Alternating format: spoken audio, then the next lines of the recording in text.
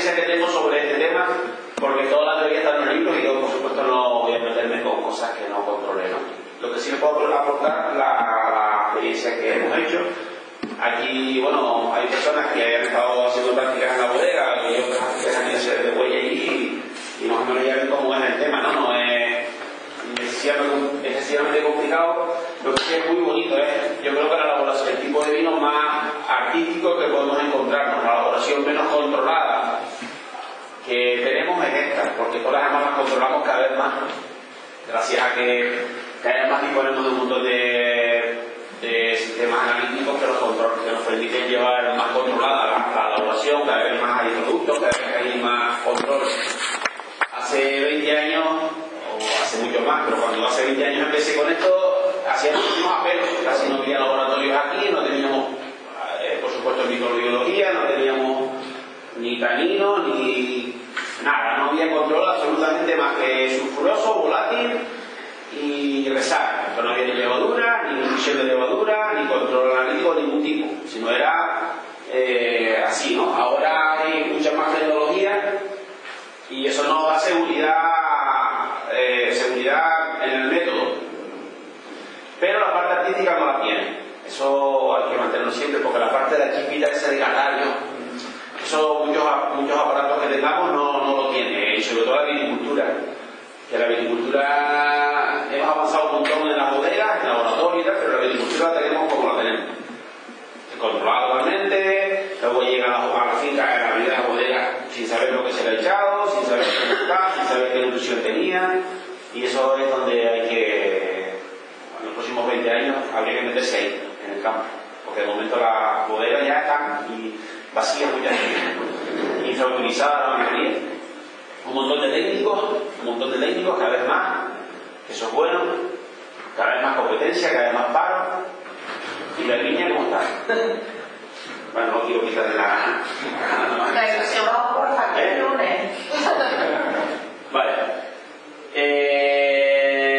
Bueno, vamos a hablar de vinos espumosos, entonces lo primero que tenemos que hablar es de la burbuja, que es lo que diferencia a un vino con carbónico a un vino sin carbónico, pues es la burbuja que tiene ese vino y que procede del anhídrido carbónico, que como ustedes saben es un gas que se genera en la fermentación.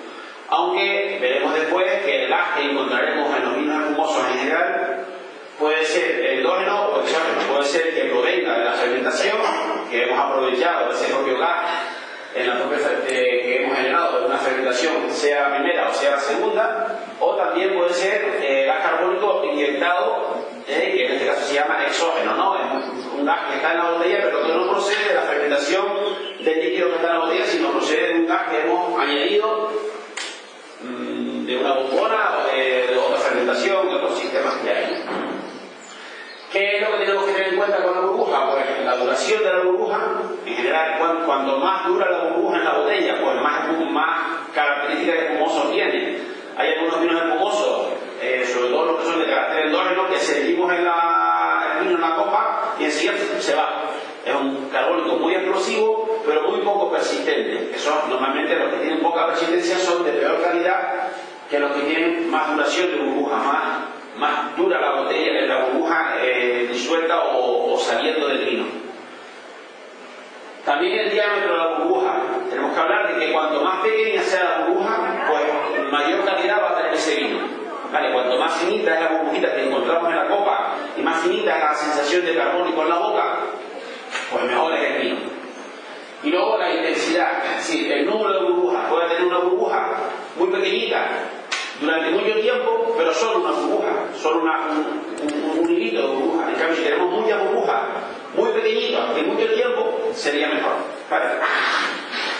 Para conseguir esto hay una serie de factores que van a intervenir en que la burbuja en la copa tenga las características que hemos dicho antes. ¿Cuáles son? La temperatura de servicio. Si el vino está frío, la burbuja va a durar más a que si el vino lo servimos caliente, que inevitablemente el carbónico que está disuelto saldrá. Ten en cuenta que una molécula que está disuelta, que está en estado líquido a una determinada presión en la botella, y que cuando abrimos la botella y la servimos, pasa de estar líquido hasta gaseoso. Entonces cuando empieza a salir, pues ese cambio físico de líquido a gaseoso va directamente asociado a estos parámetros, a la temperatura de servicio, que debe estar sobre 8 grados, más o menos se recomienda entre 5 y 8, 10, 5 y 10 grados de temperatura.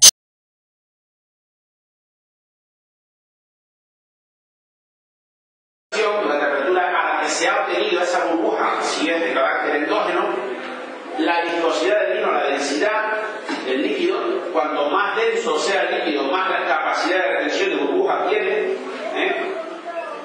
Y usted sabe que esta viscosidad dependerá de una serie de factores que dependen, pues, de la tensión superficial del líquido, ¿no? De esa tensión superficial podemos manipularla en cierta medida durante la elaboración, pero en general, cuanto más viscoso, cuanto más denso sea el líquido, mayor capacidad de retención de carbónico tiene y por lo tanto más duración, mayor intensidad de burbuja. Y luego también la forma de la copa. Hay unas copitas que son estrellitas y altas, que lo único que hacen es reducir la superficie de salida de carbónico. Entonces, cuanto más estrellita, más duración va a tener porque tiene menos escape para salir. En cambio, si ponemos la típica copa de sidra, y que tenemos todas en casa, esas de hace muchos años, son unas copas así graciotas y bajitas, se va el carbónico enseguida, porque tiene más superficie de salida, ¿no? Básicamente por eso. Bien, como cualquier vino, y esto lo tienen que tener en cuenta, para cualquier elaboración que hagan, no de esto, sino de cualquier vino que hagan, tengan en cuenta que cualquier vino que hagan siempre, por muchos aparatos que tengan, por muchos conocimientos que tengan, por muchos años que tengan de experiencia, por muy buenos que sean, por muy buena que tenga la uva, todo se va a resumir a este equilibrio gustativo.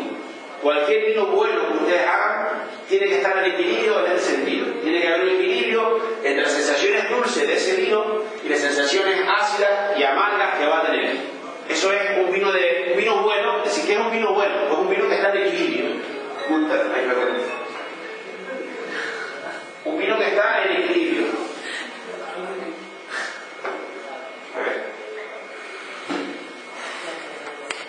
Esto solo le pasa a los que no son profesores.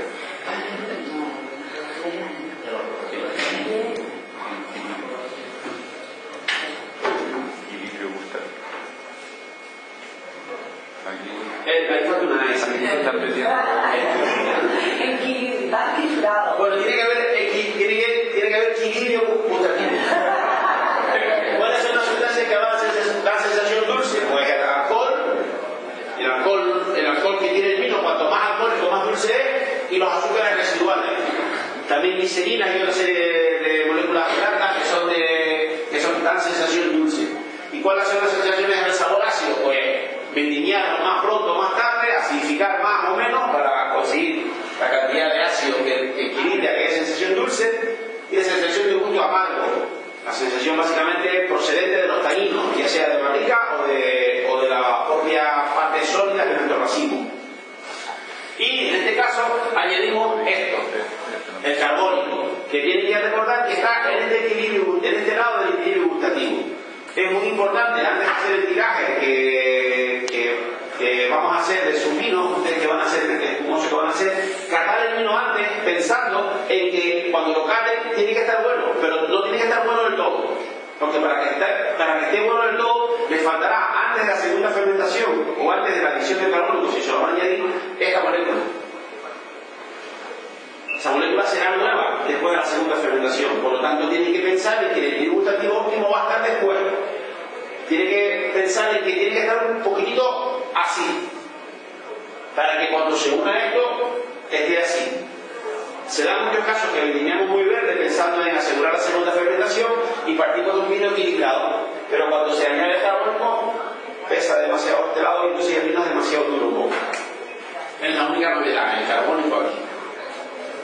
¿Qué hace el carbónico? Pues teniendo en cuenta esto, pues atenúa el dulce, aumenta la sensación ácida, al dejar el mismo lado de aquí, si tenemos un carbónico aumenta la sensación ácida y es incompatible con sustancias tánicas. Esto es muy importante y nos va a marcar toda la elaboración del vino base si hacemos un método de champenois o el vino base que hagamos, tanto si es el método de champenois, de segunda fermentación de depósito grande o por método de segunda fermentación en botella.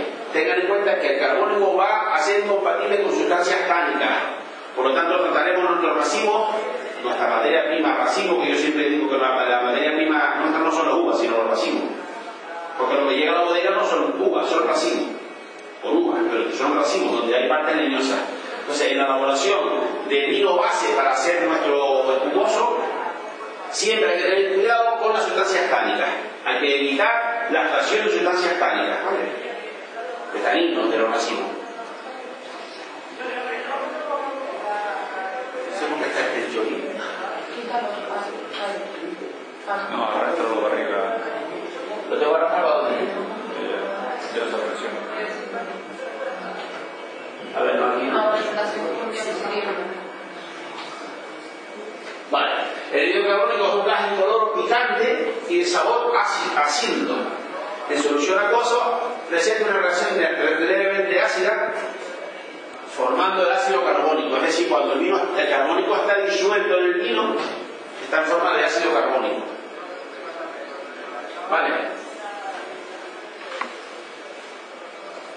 Bien. Esto es una comparativa entre los distintos sistemas de elaboración de espumosos, que estamos hablando de espumosos y de momento no hemos hablado del método de champán, estamos hablando de espumosos en general. Cualquier vino que tenga gas carbónico se llama espumoso, tiene espuma. ¿Vale? Entonces hay distintos métodos que veremos después, pero el método más famoso es el método del champanois, donde vemos que la cantidad de carbónico es más alta por el sistema de elaboración que se sigue, siempre tenemos una cantidad de carbónico mucho más alta o un poco más alta que los demás métodos. Como el método del autoclave, que es otro sistema, o gasificado, ya sea de bombona o en gasificación en depósitos grandes. Y luego, esta cantidad de carbónico también varía el porcentaje que tiene disuelto. Fíjense, donde hay mucha diferencia no es en la cantidad de carbónico que podemos obtener, sino en la cantidad de carbónico que podemos disolver. Aquí vemos que aquí se disuelve hasta un 14% de gas carbónico en la botella. Aquí, sin embargo, por los otros métodos, solo somos capaces de conseguir alrededor de un 2 o un 3% de gas carbónico disuelto, que realmente es el que nos interesa, el que está disuelto, porque luego es el que tarda tiempo en salir una vez que lo sirvamos. Si está metido a presión, abrimos la botella y se va a seguir. En cambio, si está disuelto, el vino, bien integrado el vino, es el que es duradero en la copa, que es un poco los objetivos que perseguimos cuando queremos carbónico en la agua.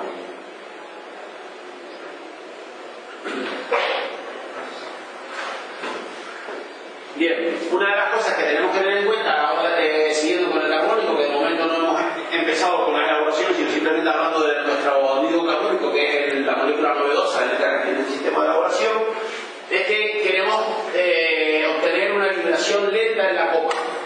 ¿Qué pasa? Que si aumentamos la dosis de bentonita, si tenemos una dosis muy alta de bentonita, a la hora de, usted sabe que no sé si lo han visto ya, los de primera o no, pero los vinos blancos y también a veces los rosados suelen tener proteínas inestables. ¿Eso lo han dado?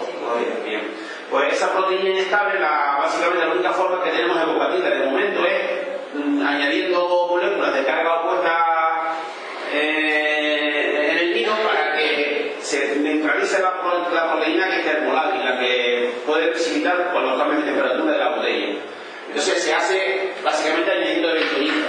Pero ¿qué pasa? Que si el juego de hacer un vino espumoso de calidad con un buen nivel de carbónico es reducir la dosis de bentonita siempre y cuando quitemos la menor cantidad posible de proteína, porque la proteína en forma combinada nos va a ayudar al carbónico en la copa. Es decir, un restito de proteína en el vino, aunque esté inestable, ligeramente inestable, ayuda a que el carbónico se disuelva con mayor cantidad de disolución de carbónico. Por lo tanto, siempre jugamos para hacer un base cava, un vino base que vamos a utilizar para cava o para método charmat o lo que sea, intentar reducir la dosis de bentonita, no quitando toda la proteína inestable, sino dejando un poquito de proteína inestable, porque va a ayudarnos a la disolución de carbónico.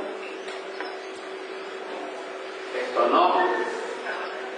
Entonces se dice que para disolver, el poder disolvente es los mililitros de carbónico en solución acuosa partido por, los mililitros de carbónico en solución acuosa por cada 100 mililitros de vino a 20 grados y a 760 mililitros de presión. Es decir, la cantidad de carbónico que es capaz de disolverse en un vino es esta, el poder disolvente. La cantidad de carbónico que es capaz de disolverse en un vino. ¿Vale? Entonces, si hacemos una tabla en la que se ven los gramos de azúcar por litro necesarios para obtener la suficiente presión sobre un vino base saturado de carbónico, y la cantidad de carbónico, la cantidad de azúcar que necesitamos para poner la máxima cantidad de carbónico disuelta en ese vino, ¿vale? Porque ese carbónico va a servir, por ejemplo, primero les hablo esto y después hablo esto, para que vean un poco de cosas. Ah, sí, verdad que tengo un... ¿No se ha puesto juego con esto? No, tenemos un profesor que pueda hacer Se toma una payasa a Messi cuando va a bailar. Lo tenemos el... Lo que somos el marido le llaman a Messi.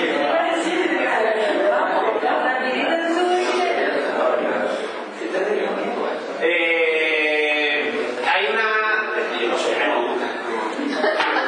tenemos ahí una gráfica donde tenemos la cantidad de azúcar por litro necesario para obtener una presión sobre un vino saturado de carbónico. Es decir, para obtener un vino, o sea, en un vino con 9 grados a 5 atmósferas de presión, o ese mismo vino a 5,5 atmósferas, o ese mismo vino a 6 atmósferas de presión, tenemos una cantidad de azúcar que es la que nos va a dar un determinado poder disolvente. Es decir, que a mayor poder disolvente necesitaríamos lógicamente una mayor cantidad de azúcar a la misma presión. ¿De acuerdo? Eso todo es para los preparativos para luego hacer lo otro. Pero tenemos que tener en cuenta que el vino, por mucho azúcar que le pongamos, mucha presión que le pongamos, hay una capacidad de disolución máxima, que es el poder disolvente. O sea, de ahí no nos podemos pasar. Eso y que se nos extraiga la botella sería otra opción. O sea, normalmente el límite es, el vino normalmente es capaz de disolver más carbónico que la presión que es capaz de soportar la botella. Por lo tanto, el límite es la botella, no la capacidad de disolución del vino. Lo mismo, perdón, ¿puedo preguntar algo? Sí, claro. Y que tiene que ver, que no veo la relación que tiene entonces el grado alcohólico, porque entonces, ¿qué pasa? Que con más graduación alcohólica necesito más azúcar. Con más graduación alcohólica necesita más azúcar para obtenerla. Sí, pero es que no sé si me estoy explicando bien con la pregunta, porque, a ver, a medida que va aumentando el grado alcohólico, yo tengo que aumentar la cantidad de azúcar que le he hecho, ¿no? Sí. Pero sin embargo no tengo el mismo poder disolvente. ¿Me explico lo que quiero decir? O sea... Sí, pero es que tú tienes un vino con 9 grados. Vale, entonces vamos a suponer que estamos trabajando a 6 atmósferas de presión. ¿Cuál es el poder disolvente de ese vino para disolver la presión suficiente para generar esta 9 atmósferas? 0,25 es el poder disolvente. Recuerda que el poder disolvente es el cociente entre los mililitros carbónicos a 100 mililitros. O sea, estos son mililitros de carbónico. Son lo máximo que voy a poder tener. No más, por aquí ya por mucho que solamente no lo vamos a poder disolver. Entiendo entonces que cuanto más graduación tenga mi vino, mejor de... Mayor poder disolvente vas a tener. El alcohol disuelve. Pero por eso te decía, después es límite la botella. Pues tú tienes un vino base, por ejemplo, 9 grados. Perfecto, yo puedo meterle un montón de azúcar para disolver más oxígeno. Pero ¿qué pasa? Que al poner más azúcar, yo no lo estoy echando para más, al poner más azúcar vas a tener más presión. Entonces te cae la botella. O la botella por encima de 5 atmósferas, 6 atmósferas, ¡pum! Está ahí. Entonces, que lo que tienes que controlar, en este caso, el método de Champenois, es la cantidad de atmósferas que es capaz de soportar tu botella sin que se te caiga. Porque además recuerda que se te caen por simpatía. Que son colegas. Entonces, ¿cuál es el límite? Normalmente no es el poder disolvente, sino la presión que te soporta la botella.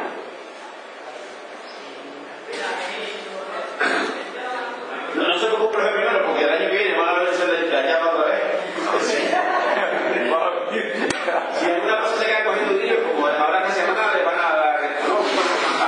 Pero la idea es hacerlo ahora. Además, haciéndolo como mejor lo van a. Entonces, el azúcar, perdón, el carbónico producido en la botella, el carbónico que vamos a tener en la botella, podrá proceder de 2 vías. Por vías naturales de la uva, que el azúcar de la glucosa que se fermenta y que por lo tanto estos azúcares son directamente fermentesibles y que cuando se fermente van a generar carbónico, o azúcar añadido que se añadirá en la segunda fermentación o el método Champenois haciendo una experiencia en con tiempo es hacer un vino espumoso en el que no hay una segunda fermentación, sino que se arranca a fermentar y cuando está acabando de fermentar se embotella. Eso es lo que salió hace poquito, que dice que estaban Sí. haciendo espumosos sin azúcares añadidos. Exacto, son azúcares que proceden de la fermentación de la uva. O sea, cuando estaba, en este caso, cuando quedaba unos 25 o 24 gramos de azúcar sin fermentar, se embotelló, en botella de champán. De tal forma que el carbonílico que se ha generado en botella, que ahora está en Lima y lleva 8 meses en Lima, procede de la fermentación, de la primera fermentación. No hay una segunda fermentación, sino hay una primera fermentación interrumpida. La primera parte de la fermentación, el depósito abierto, y cuando quedaba la cantidad de azúcar necesaria para obtener la presión que queremos, se embotelló. En este caso, todo el azúcar que va a generar el carbónico es de esta parte. ¿Vale? Y lo coge más maduro. Sí. Para que tenga tal. No, se coge ya con la grabación final. Sí, lo coge con La grabación final va a ser 12, se divide con 12. pero y la acidez también ahí tiene que controlar. Es mucho más difícil porque hay más de control, aún más que en los sistemas. Sí, porque en el otro tú puedes añadir, Claro, porque variar. en el otro, en este caso, por ejemplo, tenía un grado y dices agua. Por eso, pero te digo que en el otro tienes el azúcar y la acidez que van ahí en la Tú naturaleza. haces un vino base, lo tienes hecho y a partir de ahí manipula la cantidad de azúcar, el agua, el grado, la acidez, lo catas antes. Pero en este caso que le estoy contando es todo a papel, o sea, es desde la uva a la botella. O sea, sin controlar, esto es más artístico, porque ahí sí parece que no se controla nada. Porque cuando lo estás cargando antes de hacer el tiraje, lo estás cargando con un montón de carbónico ya.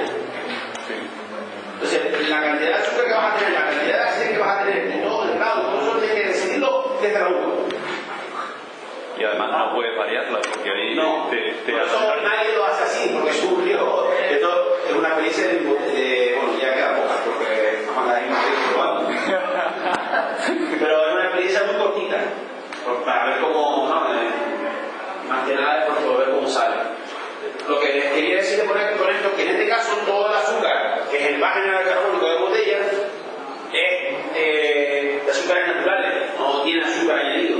En cambio, en todos los demás sistemas, que es lo que se suele hacer, sobre todo a nivel industrial, es con azúcar añadido, o sacarosa, que se añade en un depósito grande o en una botella. Ya veremos estas cosas. Entonces, a partir de 100 gramos de azúcar o fructosa, de glucosa o fructosa, se obtiene, o a partir de 100 gramos de sacarosa, obtenemos esta cantidad de alcohol. O sea, de 100 gramos de azúcar obtenemos 48 gramos de alcohol, 45 gramos de carbónico, o sea que es bastante peso de carbónico, más casi la mitad del peso se va en carbónico, un poquito de glicerina, un poco de acético y un poco de succínico. ¿Vale? Es decir, esto es importante porque vamos a saber la cantidad de carbónico que vamos a obtener con 100 gramos de azúcar. ¿Vale? Y también es muy importante porque en función de la cantidad de carbónico que vamos a obtener, con la tabla anterior podemos saber la presión que vamos a obtener en botella. Si hacemos una segunda fermentación en botella, yo muy siempre aprovechamos lo que cantamos, pero si se hiciera un depósito grande se trabaja igual.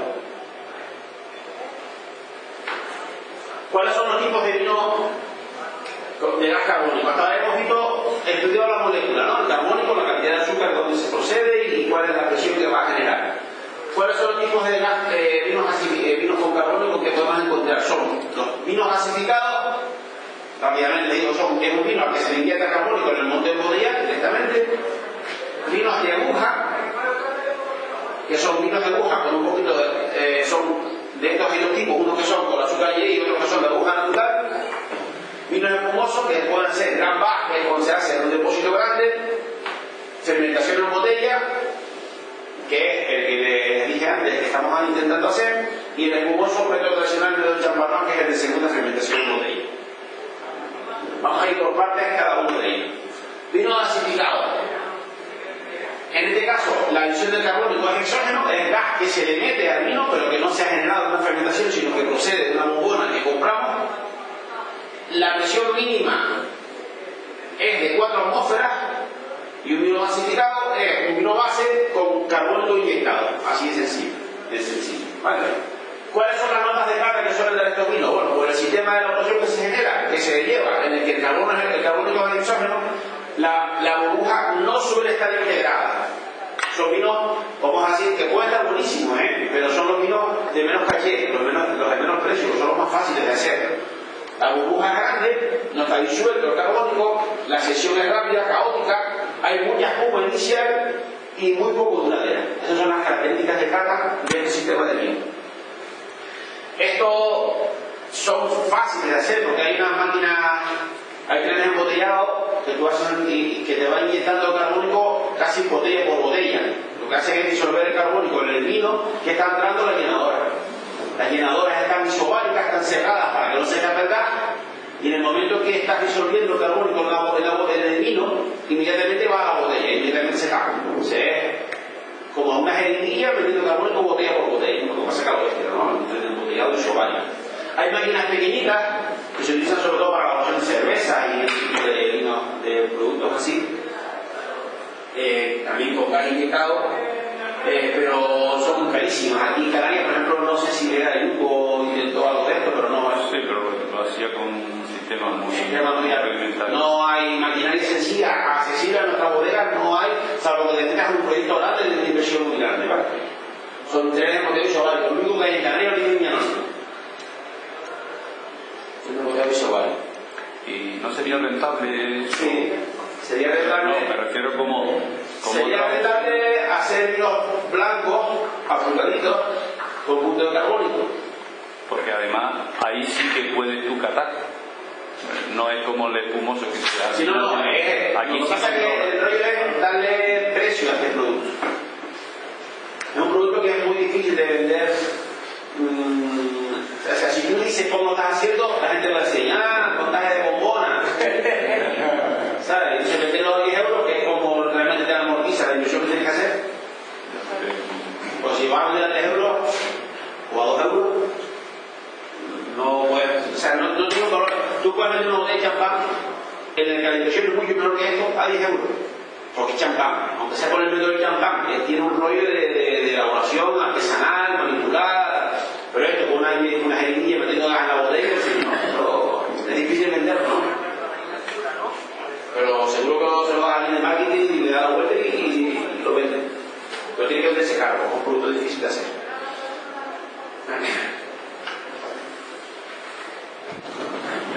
Debe tener las características de un buen vino joven. Es decir, lo importante en este tipo de vino, si un día te toca hacerlo, este vino joven tiene que ser muy bueno. Porque ahí no va a haber segunda fermentación y lo que se valora en este caso es la fruta o la sensación primaria, los aromas que tenga ese vino base. Lo vas a reforzar con el carbónico, pero tiene que ser un vino fluido, ligero, limpio, brillante, con muchos aromas primarios. Tiene que ser intentar hacer fermentaciones a baja temperatura, con levadura seleccionada o con unos controles con variedades que sean lo más aromáticas posible. Vamos a ver los vinos de aguja, que es un escalón más de calidad o de dificultad también. Carbónico endógeno. En este caso, el carbónico procede de fermentación que tú has provocado. La presión máxima de botella en el 50-50 que antes habíamos hablado, de que era 4, la presión mínima en botella. Estos vinos gasificados normalmente se tapan con mordaza, porque son presiones altas y lanzan los tapones. En cambio, en los siguientes, que son los vinos de aguja, son presiones bajas y van con tapón y botella normal. Presiones, cualquier botella de vino te aguanta casi seguro, o sea, una botella de vino más o menos pesadita te aguanta bien las 3 atmósferas de presión. En cambio, los anteriores tenemos que ir a botellas resistentes, tipo de champán. Son botellas que aguantan mucha presión, porque por encima de 4 atmósferas tiene una botella que aguante presión. En este caso, vamos a vinos de aguja con una botella normal, con un tapón normal, tipo Pinot o hay muchos técnicos en el mercado de aguja. Y entonces tenemos el vino de aguja no natural. Hay estos dos tipos. El vino de aguja no natural, que es vino base más azúcar, en el que el carbónico es endógeno y procede de una segunda fermentación, pero se hace en depósito grande.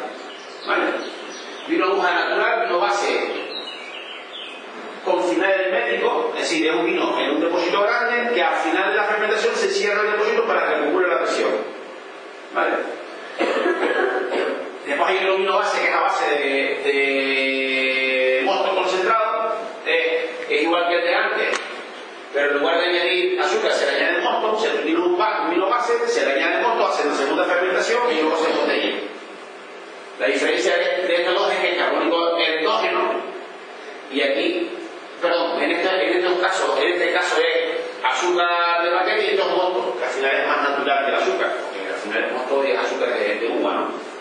Y hay otra opción que es vino base natural, pero en el que en lugar de añadir mosto se añade uva, para que provocar esa segunda fermentación. Tú tienes un vino base, a lo mejor llega ahora, tienes vino base, lo hicimos el 7 de septiembre, lo teníamos hasta ahora en un depósito. Bueno, vamos a hacer vino de aguja. Entonces, en lugar de fermentarlo con azúcar, lo fermento con mosto o con uva, de uvas ahora. Y hago una segunda fermentación para producir el carbono. No me expliqué. Sí, a ver, en los tres casos tenemos un vino base. Ya tenemos el vino hecho. ¿Vale? En este caso es un vino base al que le añadimos azúcar. Ponemos ahora un vino, un depósito, le añadimos azúcar, lo fermentamos, lo filtramos y para botella. Por lo tanto, procede de una segunda fermentación que hemos provocado ahora y el carbónico es endógeno, porque procede de una fermentación. En todos los casos es endógeno.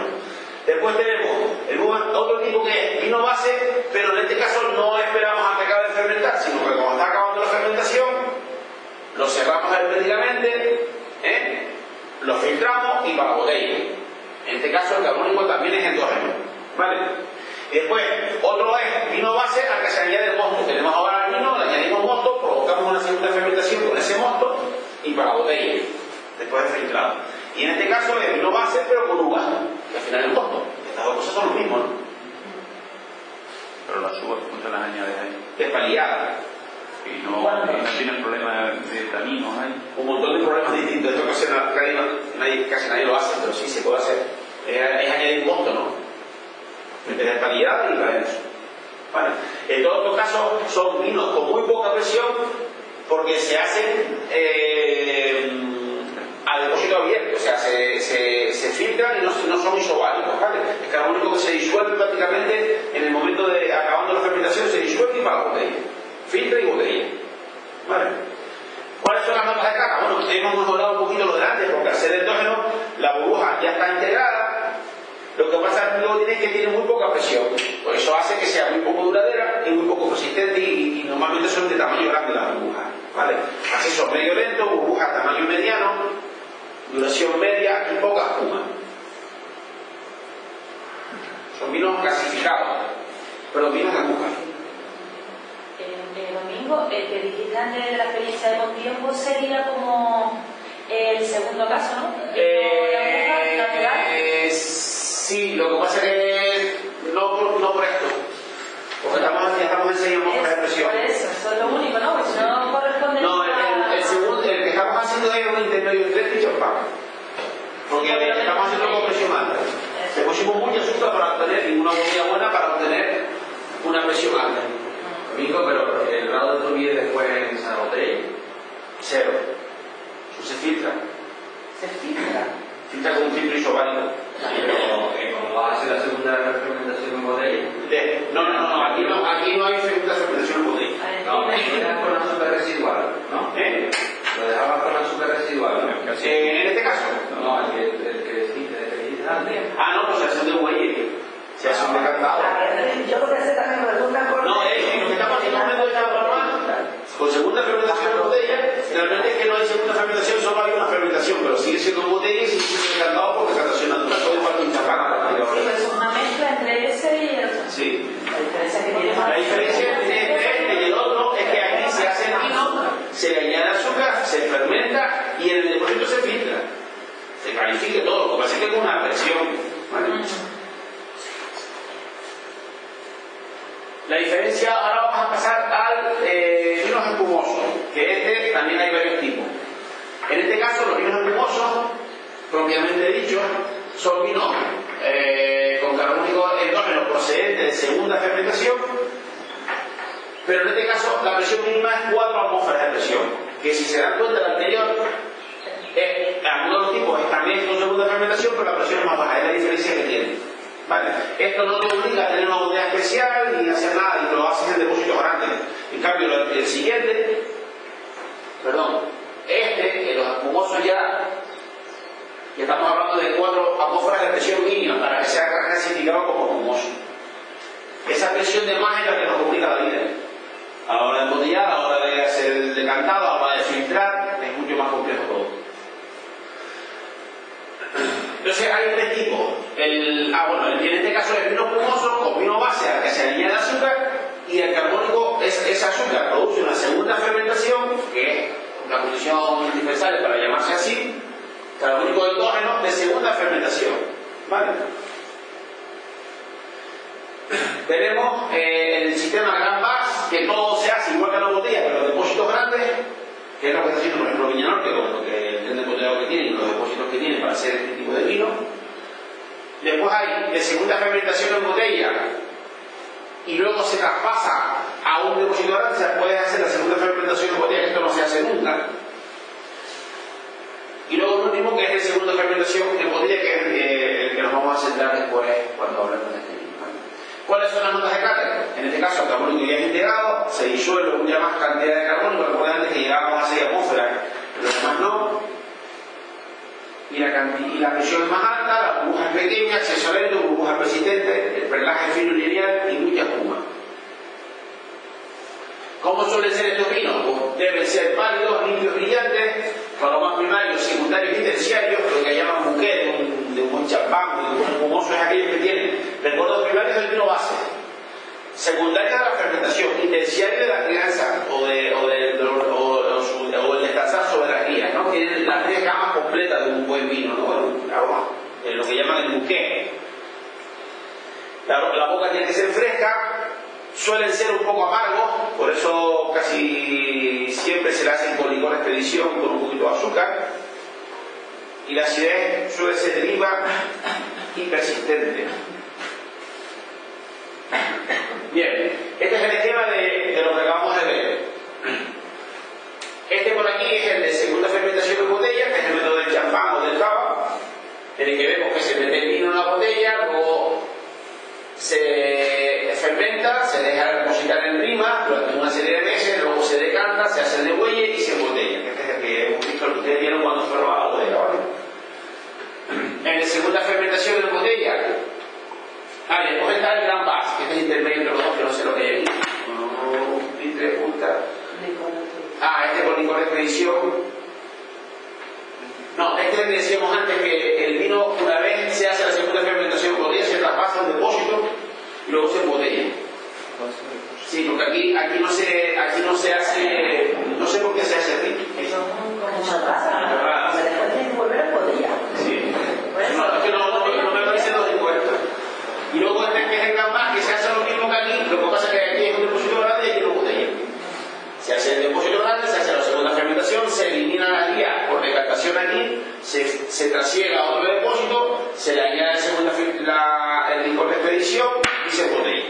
Vale, lo mismo que allí, lo que pasa es que aquí hay un depósito grande y ahí una botella, esto es muchísimo menos costoso que aquello. Y menos tiempo, ¿no? Y menos tiempo. Y sobre todo que aquí puede filtrar y aquí no.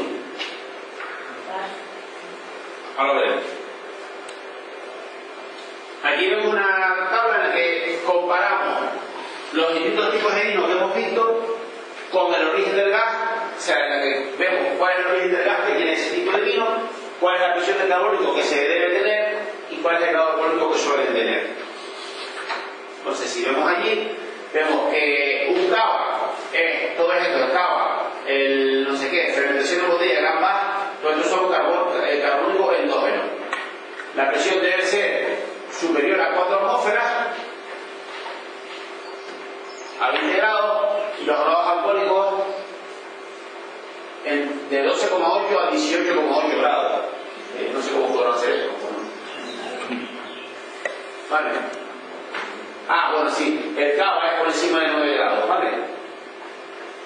Luego, los vinos de aguja, que es carbónico endógeno natural, como vimos antes, la presión es mucho más baja, que es la diferencia con esto, que aquí es menor a 3 atmósferas y aquí es mayor a 3 atmósferas, a 4 atmósferas. Los grados alcohólicos por encima de 9, en esto no hay mucha diferencia. Luego, los espumosos gasificados, la diferencia con estos de arriba es que la presión vuelve a ser alta. El carbónico es endógeno. No, aquí debería ser exógeno, ¿no? Sí, está mal ahí. No, tú lo pones de dos formas. Ah, y o. Ah, gasificado exógeno. O gasificado endógeno. Ah, vale, exacto. El primero y el segundo. Arriba posiblemente sea de 8,8 a 12,8. Es más lógico. Sí, eso es una... Es que esto está copiado, esto está fotocopiado un libro, no lo Sí, no, por eso te lo digo, porque eso seguramente la tabla fotocopiada y ahí debería estar, porque si no sería al revés, de 12,8 a 18,8. Exacto. Bueno, ahora vamos a centrarnos en el sistema de elaboración método Champenois, porque es el más accesible para nosotros y el que podemos vender más caro. Por eso es el que se está haciendo aquí. Porque los demás se pueden hacer, pero aquí se hacen más baratos y eso es un problema. Tenemos que vender vino lo más caro que podamos, que es como cuando es rentable. Entonces, hay una fase que es preparación del vino base, una fase que es segunda fermentación en botella, una tercera fase, una cuarta fase que es la eliminación de los pozos de las botellas y luego lo que es el de botella. Vamos a empezar por la parte inicial. Bien. Tienen que recordar para hacer este tipo de vinos que no nos interesan nada de tanino. Hay que evitar, el principal enemigo de estos vinos es el amargo, la sensación amarga en boca. Vale, entonces, ¿por qué? Porque no vamos a tener, salvo que lo hagamos dulce o semidulce, no vamos a tener forma de equilibrar esos amargos, de evitar esos amargos en la botella. No van a tener graduaciones alcohólicas altas, no vamos a tener mucha sustancia glicérica y sobre todo cuando vemos crianza en botella, si no hay sensaciones dulces, no vamos a soportar ningún amargo. Entonces hay que intentar evitar los amargos. Recuerden que nuestra materia prima es un racimo de uva y que en este racimo hay unas partes leñosas de madera que si las trabajamos mal obtenemos muchas sensaciones amargas, sobre todo porque cuando hacemos este tipo de vino para hacer vino base trabajamos con racimos muy verdes, no trabajamos con racimos de uva muy maduras que está la madera muy lignificada y que al estar lignificada no cede tanto tanino y el que cede es de cadena más larga, un poquito más polimerizado, un poquito más dulce. En cambio, cuando trabajamos con taninos verdes, con uva verde, todo esto es tierno, desde que se disuelve una solución un poquito más alcohólica, cede un poquito de tanino y ese tanino va a ser muy amargo en el vino. Por lo tanto, hay que intentar evitar en el proceso de elaboración extraer todo lo que podamos de estos racimos. ¿Graduación lo mismo? ¿Graduación? Ya cada uno, pero muy bajo. Ese es el tiro de la función. Tened en cuenta que el ratón supone entre el 3 y el 7% del peso total del racimo. Que tiene una composición, el ratón tiene una composición sobre todo de taninos condensados que son muy amargos. No tiene azúcares, son taninos amargos, condensados. Estos taninos condensados son muy astringentes. Vale, sobre todo cuanto más verde sea el racimo. En cambio, en la uva, que supone el peso en una uva, tenemos entre un 75 y un 85% de pulpa, un 10 o un 20% de orejo y un 3 o un 5% de pepitas. Pepitas que también estarán muy verdes. Que vamos a intentar evitar el máximo, evitar lo más que podamos, evitar el contacto entre el jugo del mosto que estamos extrayendo y las pepitas estas. Por lo tanto,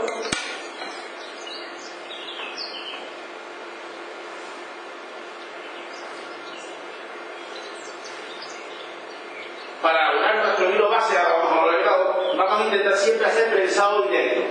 O sea, vamos a intentar meter la uva directamente en la prensa sin despanillarla. Vamos a intentar acortar todo lo que podamos, las horas de maceración. No vamos a dejar nunca el contacto el líquido con las partes sólidas del racimo.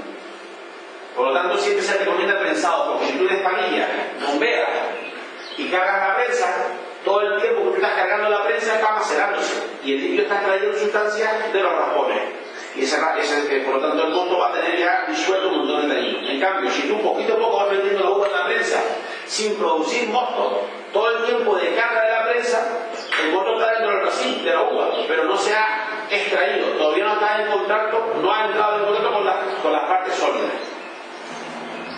Vale, oye, pues, y si no lo piensas así, bueno, pues, si lo que quieres quitar los escasos, pues meto la despalladora.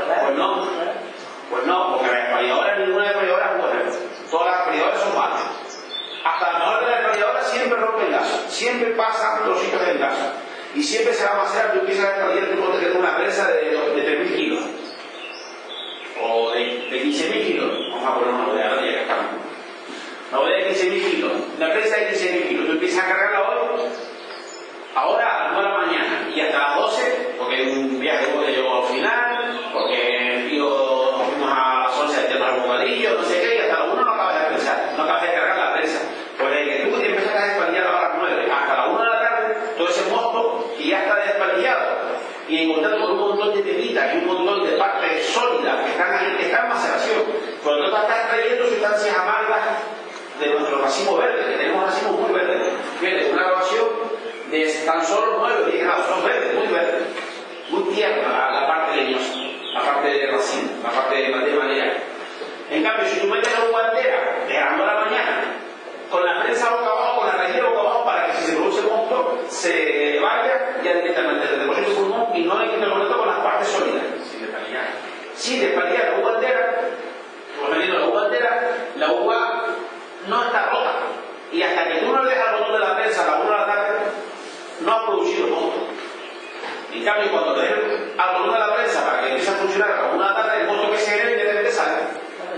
No hay maceración. Por lo tanto, evitamos ambos. Eso es un poco la gran diferencia en los primeros días. Después veremos que otras diferencias en la elaboración normal, pero los primeros días hay que intentar evitar el contacto de la parte líquida con las partes sólidas. Si quisiéramos hacer un blanco aromático de verdello con uva chiquitita y con 14 grados, pues vamos a meterle presa y vamos a dejar que se macere el líquido. Incluso podemos hacer una maceración de 3 días. Después ya lo hacemos cuando lo hagamos como un tinto. Porque ahí yo quiero sacar uva, tanino para que dé cuerpo a mi vino y fracción aromática de la piel. Macero en frío y la dejo macerar 24, 2 horas, o incluso 2 o 3 días. Se puede hacer. Pero aquí es todo lo contrario. Cuanto menos contacto del líquido con el sólido, mejor. Y se suele hacer compensado de hielo. Incluso, gracias a este sistema de elaboración, mucho champán se hace como uva tinta. Mucho champán blanco, no los rosados, que también, sino mucho champán blanco se hace como uva tinta, porque como no hay contacto con la parte, que ni siquiera se colorea con el jugo. ¿Vale? Los grandes champán proceden de uva tinta. En las zonas de Francia en las que no se puede hacer tinto bueno porque la uva es una mierda, hace tinto bueno, se hace excelente champán. Aquí no se ha hecho. Sí. Ustedes han hecho. Tú no lo sabes, pero sí. Bueno, no, sí, sí, por ello. Toda la uva tinta mala que llega, va a ser blanca. Por eso lo pregunto. Toda la uva tinta que llega de viejo, que está asociada con aguacatero, con hortícola, en parrales, que eso no tiene más que mosto, uvas grandotas así, de la mulaca, no sé qué, todo eso va a ser hermoso. Si lo metes al tinto. ¿Y en Lanzarote no cuadraría eso también?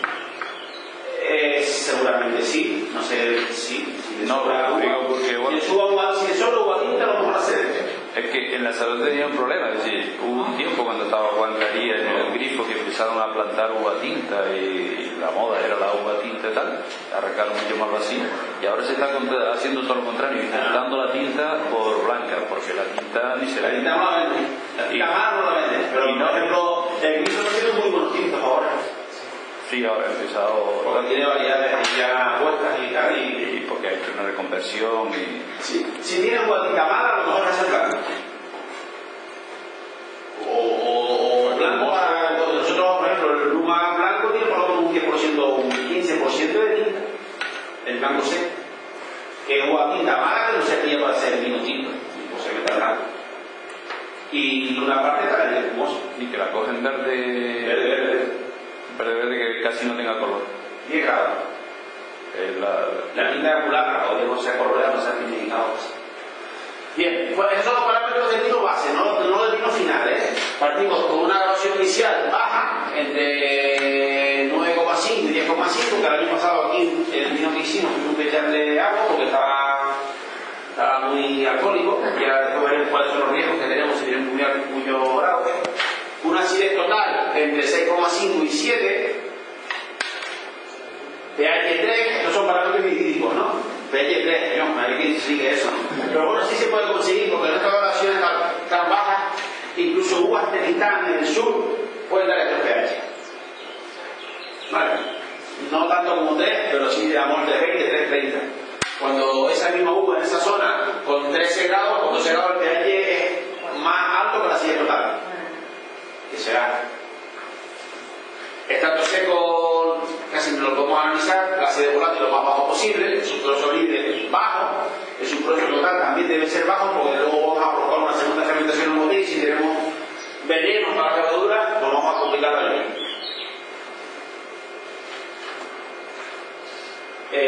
Nada, la vendimia lo típico en caja. Si vendimos una bolsa y la uva, el mosto ya no llega macerado a la bolsa, pues ya tenemos problemas, ¿no? Todo el mosto que se genere durante la vendimia en el transporte, que se vaya al paleo o al suelo, pero que no llegue a nuestro mosto,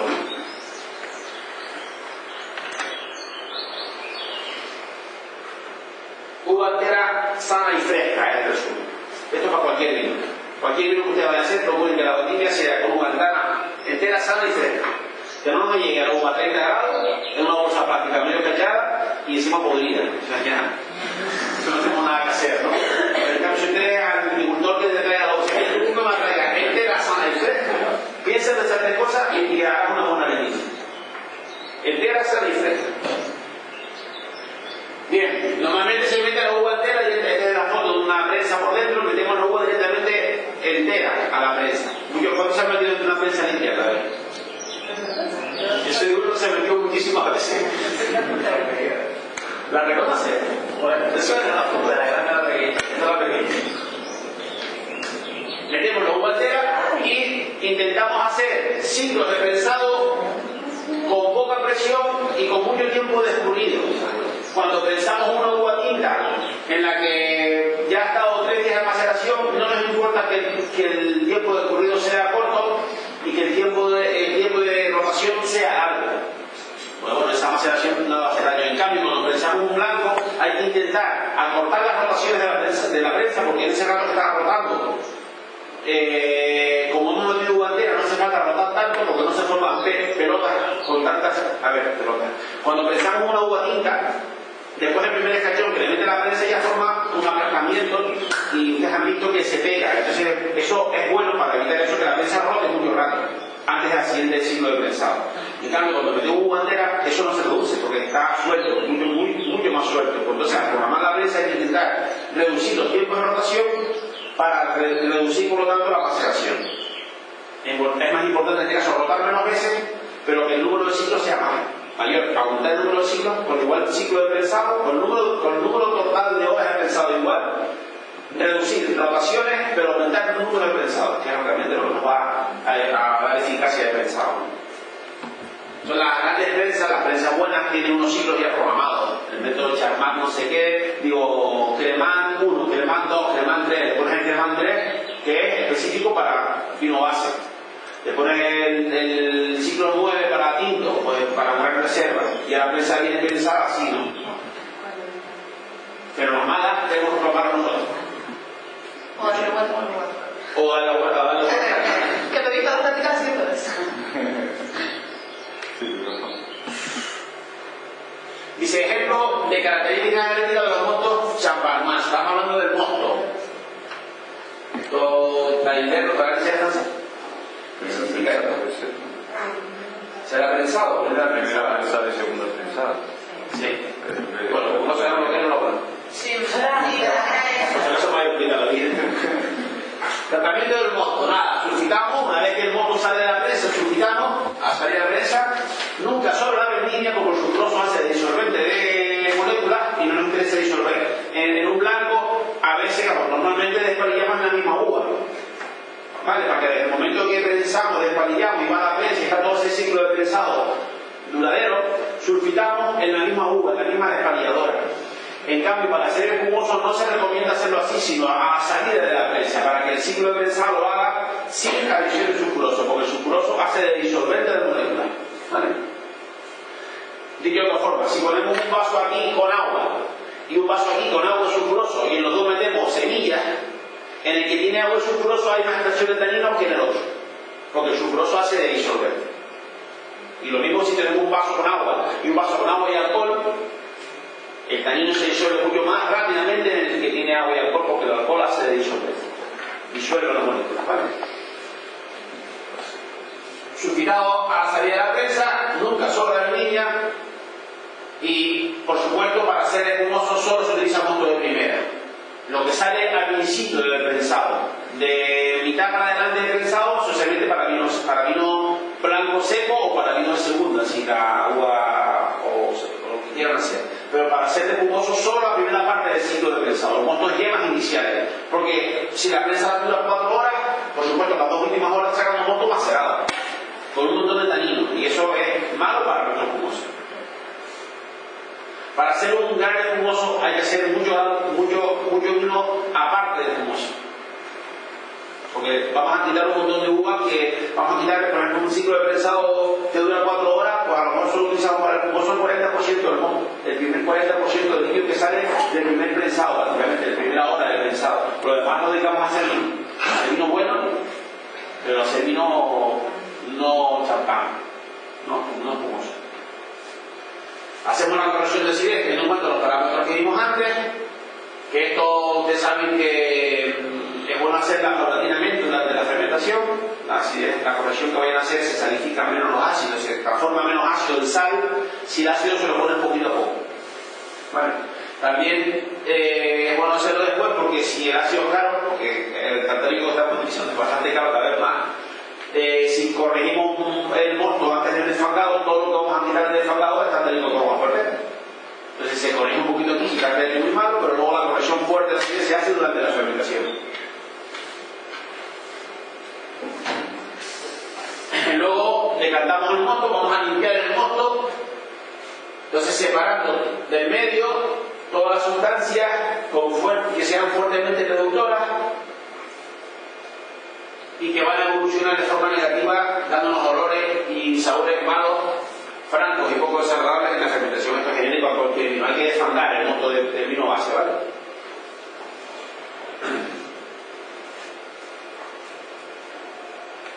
Esto de paja.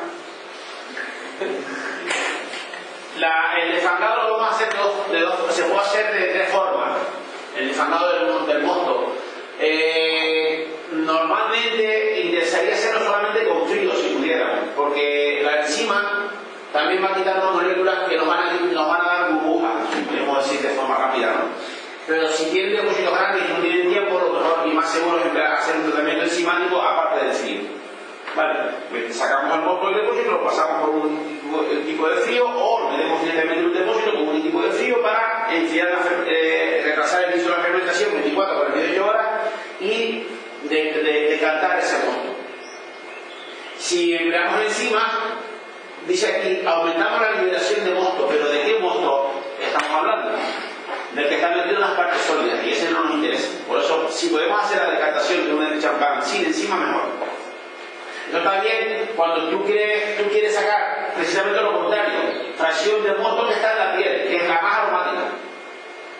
Pero ¿qué pasa? Que es la más oxidativa y la más amarga. Entonces vamos a intentar, si se puede, no trabajar con enzima. Si tenemos que ir a rendimiento, pues hacemos el rendimiento con enzima para hacer una extracción más rápida y de sustancias aromáticas. En este caso el vino base es bueno que sea aromático siempre y cuando no sea oxidable, potencialmente oxidable.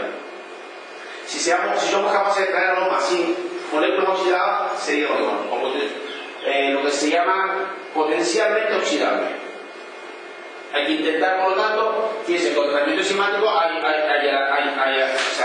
la extracción de polifenoles, pero que en este caso todo lo contrario, queremos evitar la extracción de polifenoles. De color, por supuesto, y de sustancias que sean amargas después. Domingo, un descansito. Sí, cuando quieras. Un minutito.